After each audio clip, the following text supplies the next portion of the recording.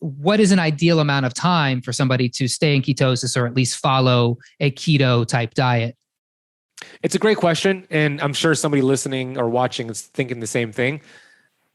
And for most people, it's 8 to 12 weeks. And the reason I say that is because there's a big difference between getting fat adapted, which I'm going to unpack shortly, fat adapted and keto adapted.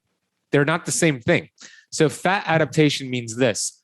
Out of the 70 trillion cells in your body, your cells could only choose two sources for energy. Either their cells are burning glucose, sugar, or fat ketones. That's it.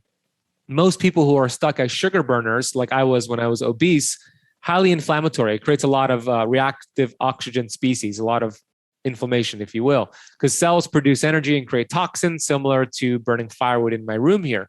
When you're burning sugar, it creates a lot of toxins. So I always compare a cell that's being stuck as a sugar burner cell to a Mack truck with all this smoke coming out of the exhaust pipe. That truck's not healthy for the surrounding environment. When you could teach the cells to burn fat and use ketones, that's like a Tesla, cleaner source of energy versus the truck. So when you get into ketosis and you're fat adapted, that takes about 7 to 14 days. I could get most people there in 7 to 14 days. You can verify that by checking your ketones.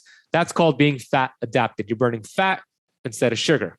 Now, the goal, though, is for everybody to experience keto adaptation.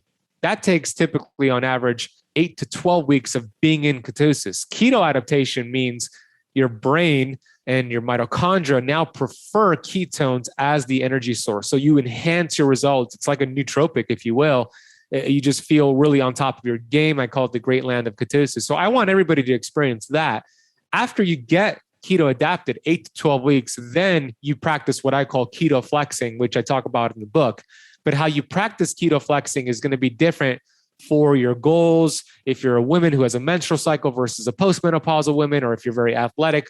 But in general, to answer your question, Eric, it is 8 to 12 weeks, and then you start flexing.